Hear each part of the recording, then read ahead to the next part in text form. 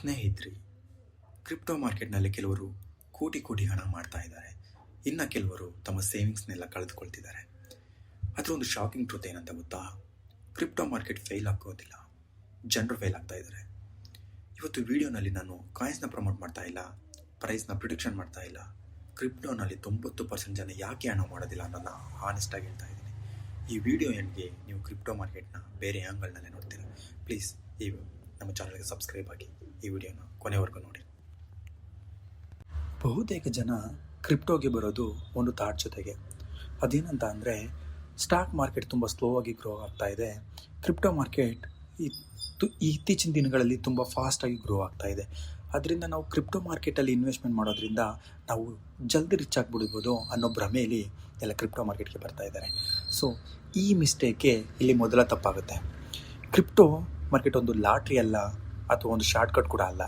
Crypto market ಅನ್ನೋದು ಒಂದು knowledge game. Crypto market ನಿಮ್ಮ ಎಮೋಷನ್ಸ್ನ ಟೆಸ್ಟ್ ಮಾಡುತ್ತೆ. ನಿಮ್ಮ ಭಯ, ನಿಮಗೆ ಎಷ್ಟು ಪೇಷನ್ಸ್ ಇದೆ, ಇದು ಎಲ್ಲದೂ ಕೂಡ ಕ್ರಿಪ್ಟೋ ಮಾರ್ಕೆಟಲ್ಲಿ ಎಕ್ಸ್ಪೋಸ್ ಆಗುತ್ತೆ. ಈಸಿ ಮನಿ ಮಾಡಬೇಕು ಅಂತ ಅವನು ಬೇಗ ಕ್ರಿಪ್ಟೋ ಮಾರ್ಕೆಟಿಂದ ಎಕ್ಸಿಟ್ ಆಗಿಬಿಡ್ತಾನೆ. ನೆಕ್ಸ್ಟು, ಹೈಪ್ನ ಫಾಲೋ ಮಾಡೋ ಜನ.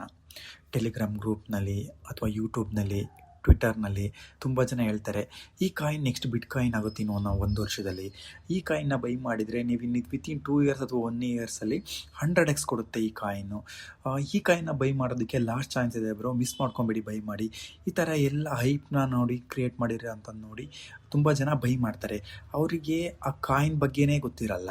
ಸೊ ಆ ಕಾಯಿನ್ ಯಾವ ಪ್ರಾಜೆಕ್ಟ್ನ ಮಾಡುತ್ತೆ, ಯಾವ ಪ್ರಾಜೆಕ್ಟಿಗೋಸ್ಕರ ಕಾಯಿನ್ ಇದೆ ಅನ್ನೋದು ಗೊತ್ತಿರಲ್ಲ. ಸೊ ಎಲ್ಲಿ ಮಿಸ್ ಆಗಿಬಿಡುತ್ತೋ ಅನ್ನೋ ಭಯದಲ್ಲಿ ಜನ ಬೈ ಮಾಡ್ತಾರೆ. ಇದರಿಂದ ಪ್ರೈಸ್ ಏನಾದರೂ ಕೂಡ ಡೌನ್ ಆಗಿಬಿಟ್ರೆ ಪ್ಯಾನಿಕ್ ಆಗಿ ಸೆಲ್ ಮಾಡಿಬಿಡ್ತಾರೆ. ಸೊ ಯಾರು ಹೈಪ್ನ ಫಾಲೋ ಮಾಡ್ತಾರೋ ಅವರು ಮಾರ್ಕೆಟ್ ಫಾಲೋವರ್ ಆಗಿರ್ತಾರೆ. ಯಾರು ಮಾರ್ಕೆಟ್ ಫಾಲೋವರ್ ಇರ್ತಾರೋ ಅವರು ಯಾವಾಗಲೂ ಕೂಡ ಮಾರ್ಕೆಟ್ನ ಅನಾಲಿಸಿಸ್ ಮಾಡಿ ನಿಧಾನಕ್ಕೆ ಲೇಟಾಗಿ ಇನ್ವೆಸ್ಟ್ಮೆಂಟ್ನ ಮಾಡ್ತಾರೆ. ನೆಕ್ಸ್ಟು, ಎಮೋಷ್ನಲ್ ಟ್ರೇಡಿಂಗ್ ಮಾಡೋವಂಥ ಒಬ್ಬ ಪರ್ಸನ್ನು ಗ್ರೀನ್ ಕ್ಯಾಂಡಲ್ಸ್ನ ನೋಡಿದ ತಕ್ಷಣ ತುಂಬ ಖುಷಿ ಆಗ್ತಾನೆ.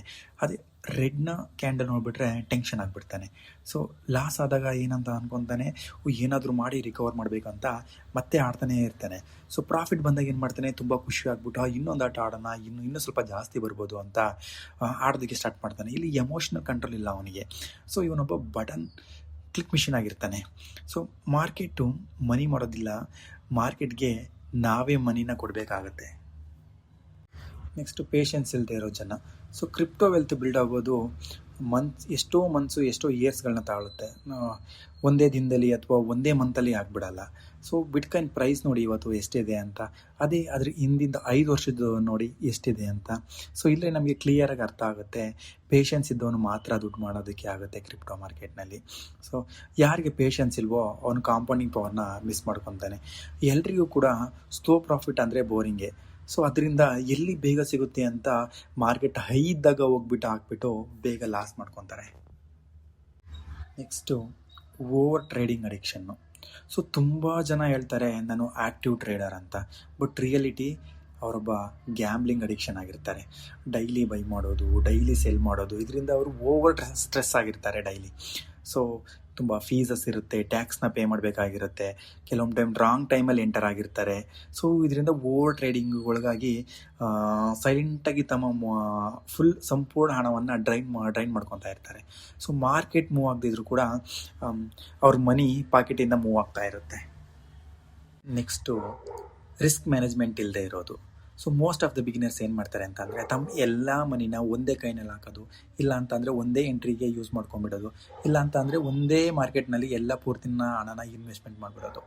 ಸೊ ಕ್ರಿಪ್ಟೋ ರೂಲ್ ಏನು ಹೇಳ್ತೆ ಗೊತ್ತಾ? ಫಸ್ಟು ಕ್ರಿಪ್ಟೋ ಮಾರ್ಕೆಟ್ನ ಅರ್ಥ ಮಾಡ್ಕೊಳ್ಳಿ, ಸರ್ವೈವ್ ಆಗೋದನ್ನ ತಿಳ್ಕೊಳ್ಳಿ, ಆಮೇಲೆ ಗ್ರೋನ ಮಾಡೋದಕ್ಕೆ ಟ್ರೈ ಮಾಡಿ ಅಂತ.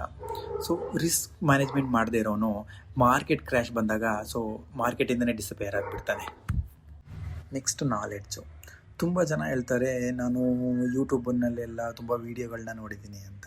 ಸೊ ವಿಡಿಯೋ ನೋಡೋದು ಬೇರೆ, ವಿಡಿಯೋನ ಅರ್ಥ ಮಾಡ್ಕೊಳ್ಳೋದು ಬೇರೆ. ಸೊ ವಿಡಿಯೋನ ಕೇಳಿಸ್ಕೊಳ್ಳೋದು ಬೇರೆ, ಅದನ್ನು ಅರ್ಥ ಮಾಡ್ಕೊಳ್ಳೋದು, ಅದನ್ನು ಕಲಿಯೋದು ಬೇರೆ.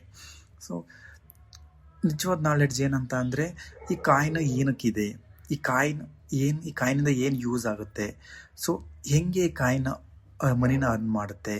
ಸೊ ಯಾವಾಗ ಈ ಕಾಯಿನ್ನ ಬೈ ಮಾಡಬೇಕು, ಇದನ್ನೆಲ್ಲ ನಾಲೆಜ್ನ ಫಸ್ಟು ತಿಳ್ಕೊಂಡಿರಬೇಕು.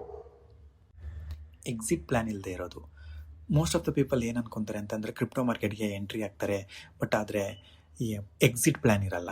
ಪ್ರಾಫಿಟ್ ಬಂದಾಗ ಇನ್ನೂ ಮೇಲೆ ಹೋಗುತ್ತೆ ಅಂತ ವೆಯ್ಟ್ ಮಾಡ್ತಾ ಇರ್ತಾರೆ, ಲಾಸ್ ಆದಾಗ ರಿಕವರಿ ಆಗೋದಕ್ಕೆ ವೆಯ್ಟ್ ಮಾಡ್ತಾ ಇರ್ತಾರೆ.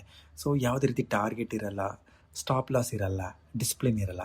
ಇದ್ರ ರಿಸಲ್ಟ್ ಏನಾಗಿರುತ್ತೆ ಅಂತಂದರೆ ನಿಮಗೆ ಪ್ರಾಫಿಟ್ ಆಗಿ ಮತ್ತೆ ಲಾಸಿಗೆ ಹೋಗಿರುತ್ತೆ. ಸೊ ಇದರಿಂದ ನೀವು ರಿಗ್ರೆಟ್ ಮಾಡ್ತಾ ಇರ್ತೀರ. ಕ್ರಿಪ್ಟೋ ಮಾರ್ಕೆಟ್ ಅನ್ನೋದೇನೋ ಒಂದು ಇವಿಲ್ ಅಲ್ಲ. Crypto market is like A mirror. So ನಿಮ್ಮ ಪೇಷನ್ಸು, ಡಿಸಿಪ್ಲಿನ್ನು, ಥಿಂಕಿಂಗು, ಎಮೋಷನು ಎಲ್ಲದೂ ಕೂಡ ಇಲ್ಲಿ ರಿಫ್ಲೆಕ್ಟ್ ಆಗುತ್ತೆ. ಸೇಮ್ ಮಾರ್ಕೆಟು, ಆದರೆ ಸ್ವಲ್ಪ ಜನ ವಿನ್ ಆಗ್ತಾರೆ, ಕೆಲವೊಬ್ಬರು ಲೂಸ್ ಮಾಡ್ಕೊತಾರೆ. ಸೊ ಅವ್ರಿಗೂ ವಿನ್ ಆದವ್ರಿಗೂ ಲೂಸ್ ಆದ್ರಿಗೂ ಡಿಫ್ರೆನ್ಸ್ ಏನಂತ ಅಂದರೆ ಅವರ ಬಿಹೇವಿಯರು. ಕ್ರಿಪ್ಟೋ ವೆಲ್ತ್ ಬಿಲ್ಡ್ ಆಗೋದು ಲಕ್ಕಿಂದ ಅಲ್ಲ, ಸ್ಕಿಲ್ಲಿಂದ. ಕಾಯಿನ್ಸ್ ಮ್ಯಾಟರ್ ಆಗುತ್ತೆ, ಆದರೆ ನಿಮ್ಮ ಬಿಹೇವಿಯರ್ ಮತ್ತು ನಿಮ್ಮ ಕ್ಯಾರೆಕ್ಟರ್ ತುಂಬ ಮ್ಯಾಟ್ರ್ ಆಗುತ್ತೆ. ಫಾಸ್ಟ್ ಥಿಂಕರ್ಸ್ ಬೇಗ ಲೂಸ್ ಮಾಡ್ಕೊತಾರೆ, ಕಾಮ್ ಥಿಂಕರ್ಸ್ ಸರ್ವೈವ್ ಆಗ್ತಾರೆ, ಪೇಷನ್ಸ್ ಇರೋರು ಕ್ರಿಪ್ಟೋ ಮಾರ್ಕೆಟ್ನಲ್ಲಿ ವಿನ್ ಆಗ್ತಾರೆ.